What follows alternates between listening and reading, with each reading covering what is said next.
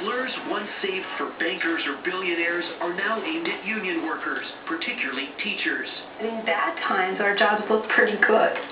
So I think that's what we're really experiencing. The public is suffering. Teacher Maryann Woods-Murphy sure knows. All right, you do. Yeah. More than half of her family members are educators, some in unions, some not.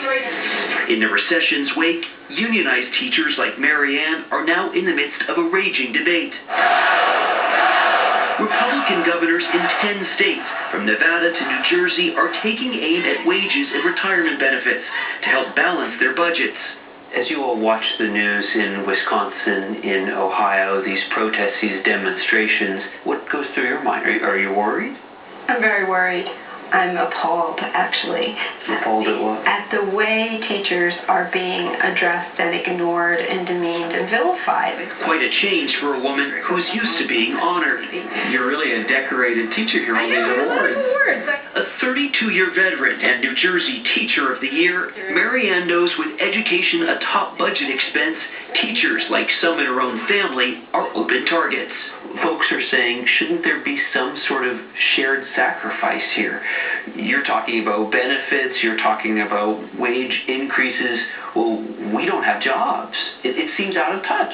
You know, I do think that we need to share the sacrifice, and it is happening, but not in such a top-down way. At the top is her governor, Chris Christie, who said this week teachers should pay 30% of their own health care costs. That's up from the minimum 1.5% they pay now, and brings them in line to what private sector workers pay nationwide. If Christie gets his way, they'll also contribute more to their pension plans. If those proposals are put into effect, a New Jersey teacher with a family of 4 making an average of $66,000 would have to spend an extra $7,000, amounting to a 15% pay cut. But the big question already on the table in Wisconsin and Ohio is whether unions will lose their ability to negotiate for benefits as a group, something called collective bargaining. And we won't quit! Richard Trumka, the president of the AFL-CIO, says this is more about busting unions than balancing budgets. This is not about a budget crisis.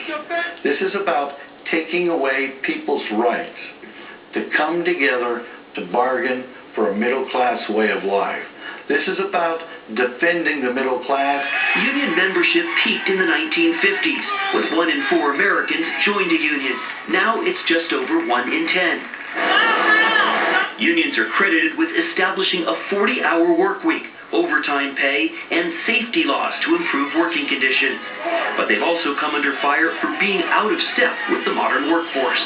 The issue is, for critics of public sector unions, is that these produce or end up producing not only fiscal burdens on the states, but also all kinds of rigid inefficiencies through the way that they negotiate work rules and the conditions of employment. This is a non-union school. Yes, it is a non-union school.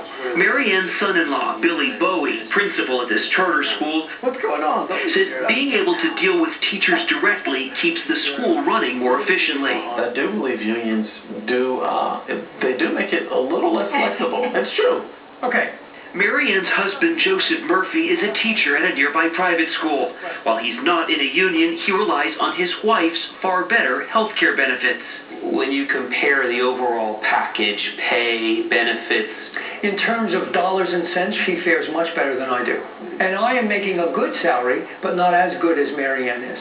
the next generation of teachers, like Maryann's 27-year-old daughter, Melinda Bowie, worries the profession won't offer the same security or the same degree of pride either. If I'm wearing my union shirt, sometimes I have to admit will zip up my jacket because I don't want to get into the conversation, oh, you're a teacher, why won't you give back? We're in a financial crisis, you're greedy. Harsh words for those who've spent a lifetime giving. Seth Doan, CBS News, Teaneck, New Jersey.